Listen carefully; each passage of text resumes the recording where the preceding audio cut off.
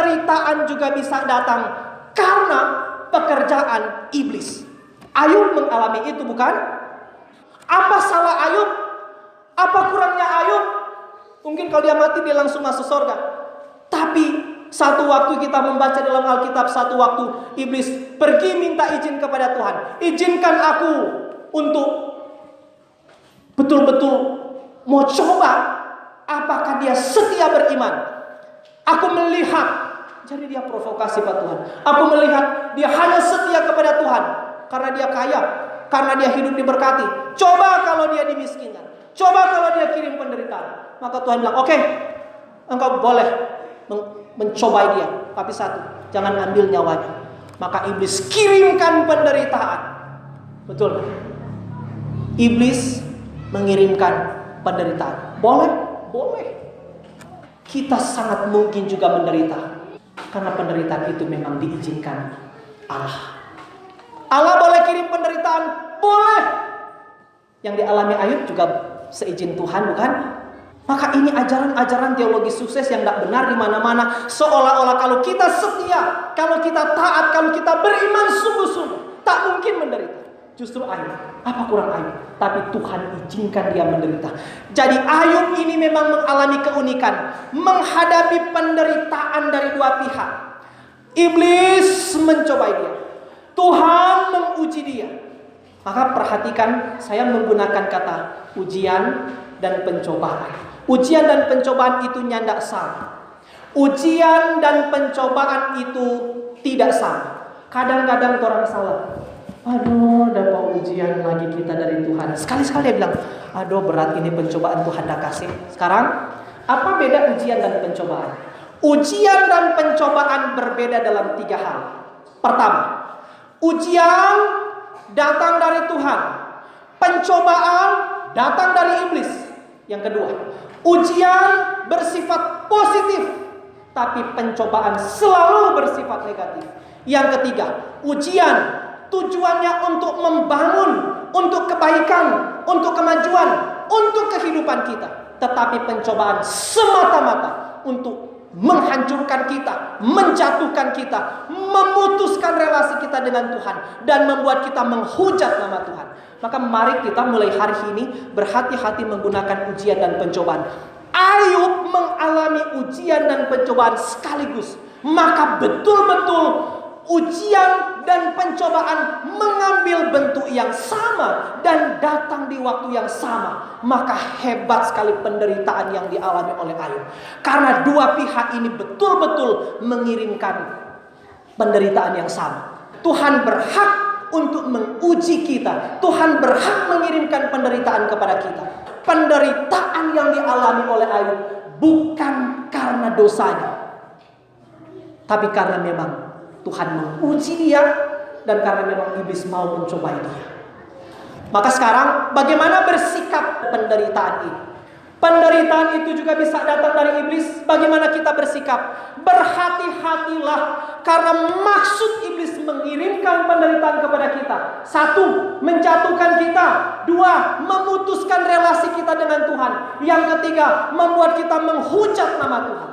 Jangan sampai penderitaan itu dipakai oleh iblis untuk kita menghujat nama Tuhan. Ada contoh di Alkitab, ada istri Ayub. Waktu Ayub mengalami penderitaan yang sangat hebat, 11.500 ekor ternaknya habis, anak-anaknya yang 10 habis, pembantu-pembantunya yang banyak sekali itu tersisa beberapa orang. Waktu semuanya habis, bagaimana Ayub? Tuhan, semua yang ada padaku adalah milikmu. Kalau engkau mau mengambil kapan saja, kiranya namamu tetap dipermuliakan. Tapi perhatikan Ayub, istri, kata-kata. Ayub, apa Tuhan tak kasih penganak? Percuma saleh, percuma setia, percuma rajin berdoa, percuma rajin gereja, percuma rajin baca Alkitab, percuma jadi majelis. Apa Tuhan tak kasih penganak? Tidak ada. Maka kutukilah Allahmu. Kalau Tuhan kutuk manusia, terserah dia. Manusia kutuk Tuhan, itu cuma pernah keluar dari mulut istri Ayub. Maka iblis berhasil menjatuhkan istri Ayub dan membuat mulutnya menghujat nama Tuhan melalui penderitaan yang itu. Hati-hatilah, jangan sampai mulut kita dipakai.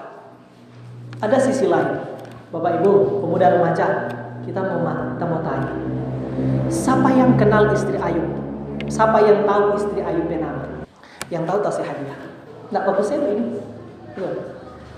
Tadi tasih hadiah 100.000. Betul, nanti ambil sebentar.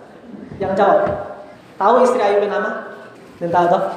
Bapak Ibu, baron dunia, nggak ada yang tahu dia nama. Siapa? Nggak tulis di Alkitab. Batal, nggak jadi kasih hadiah. Nggak ada yang tahu. Yang hamil lasut yang tahu. Tapi ada sisi yang boleh orang renungkan di sini, Bapak Ibu. Ayub yang begitu agung, namanya dicatat oleh Tuhan, tapi istrinya tidak dicatat namanya. Saya yakin Tuhan izinkan. Nggak usah catat namanya. Catat pemberontakannya. Catat penghujatan terhadap nama Tuhan. Maka akhirnya setelah merenung-renung ini saya menemukan mungkin di dalam Alkitab boleh kita kategorikan 3 jenis orang. Orang pertama, namanya diingat oleh Tuhan, kesalahannya tidak diingat oleh Tuhan. Antara lain yang saya sebutkan tadi, Ayub, Daniel, Yusuf. Mereka dicatat namanya begitu agung, tapi Tuhan tidak izinkan dosanya dicatat. Mungkin tidak terjadi seperti itu? Mungkin. Bagi kita zaman sekarang mungkin tidak? Kategori kedua, namanya dicatat, kesalahannya juga dicatat. Daud yang begitu besar dicatat dosa persinahannya. Salomo yang begitu agung dicatat dosa penyembahan berhalanya. Tapi ada orang-orang yang kategori ketiga. Apa itu? Jadi yang pertama, namanya dicatat, dosanya nyanda. Yang kedua, namanya dicatat, dosanya juga. Yang ketiga, ini yang paling mengerikan. Namanya tidak dicatat, kesalahannya diingat. Itu mengerikan sekali. Saudara-saudara, orang bayangkan di akhir zaman, waktu Tuhan mengadili semua orang. Lalu Tuhan bilang begini, misalnya penghulu malaikat. Penghulu malaikat, cari namanya di buku kehidupan. Cari misalnya. Namamu tidak dicatat dalam kitab kehidupan. Enyahlah engkau. Cari namanya di buku catatan dosa. Cari di buku catatan dosa.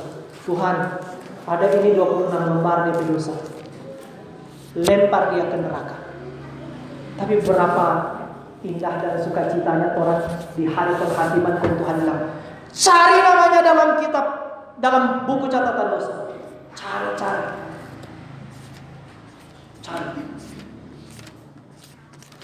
Tuhan, nggak ada. Oke, cari namanya di buku kehidupan. Cari. Ada Tuhan. Selamat datang anakku. Dikenakan mahkota kehidupan. Mungkin tidak terjadi seperti itu. Hanya di dalam Yesus Kristus. Hanya orang-orang di dalam Kristus namanya diingat oleh Tuhan. Dosanya boleh dihapus. Boleh. Maka berhati-hatilah kita. Kita ulang. Kalau penderitaan itu datang dari iblis.